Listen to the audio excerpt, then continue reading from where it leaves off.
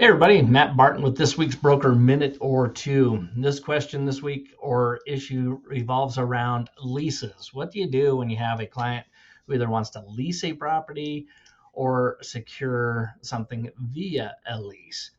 Let's tackle the latter one first. Your buyer broker agreement allows you to help them buy a property, lease a property, or otherwise secure a property. So that would be the documentation when representing somebody.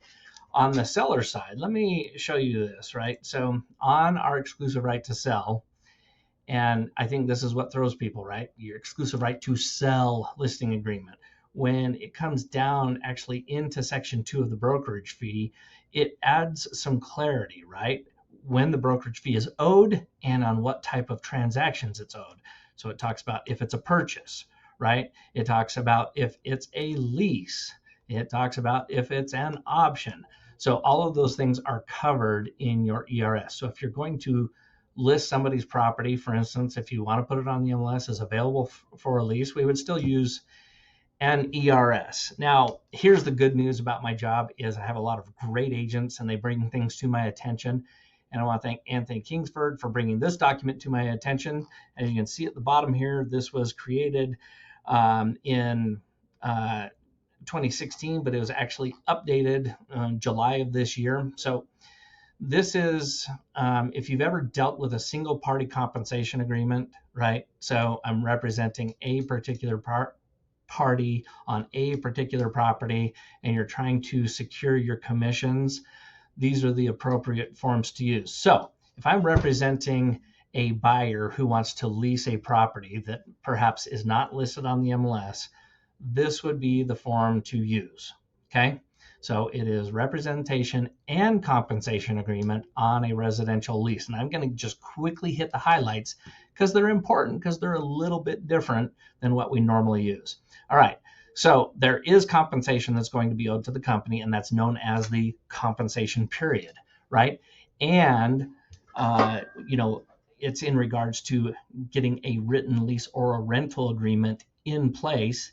And notice it says that the brokerage fee, which is the same term we use in an ERS or an EBB, brokerage fee, not commission, not transaction fee, brokerage fee is the single fee constitutes one or many of these. So in our case, it could be a percentage, and there will be a $295 brokerage fee charged like we do on every other transaction. So make sure if you're going to get your percentage or a dollar amount paid, make sure you include it plus the $295. Okay. Now the question is terms of payment. When is, or what is it conditioned on? It's conditioned on the owner entering into a lease or a rental agreement and the tenant delivering to the owner all of the rents, the initial rent, security deposits, and everything else like that. Once those things are done, the brokerage fee is owed. Section 4 is important because it talks about who we're going to represent, and I underlined and read the 3 different configurations. Could be you could be the owner's agent only, you could be the tenant's agent only, or you can represent both. In which case, limited agency, which means even on a lease, you need limited agency consent. Okay.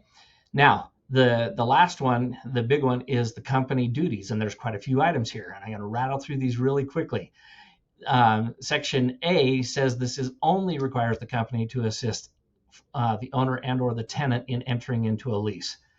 Again, this is like a for sale by owner agreement. We find the landlord who's willing to not only lease the property but pay for our help in securing a tenant, right? It doesn't mean we're going to represent them on the sale of the property or property management. B, neither the company or the agent shall have any obligations to manage the property. We're not property managers. C, upon the owner and tenant entering into a residential lease, right, the obligations of the company and the agent under this agreement shall cease. So once we've done our job, agency terminates. D, neither the agent or the company make any representations regarding the tenant's financial strength. Your job as a landlord, any of you that have investment properties know your job is to do all your background check, to make sure you've got a good, strong tenant. And then E, neither the agent nor the company shall be responsible for any default under the terms, right? It's very clear our job is to find that relationship, landlord-tenant relationship, secure it with a contract, and then we are done. And then G, this agreement is a single party compensation agreement for this tenant and is not a listing agreement. So that goes back to what I started with. If you want to advertise something by way of a lease on the MLS, you still need the exclusive right to sell, which covers leases.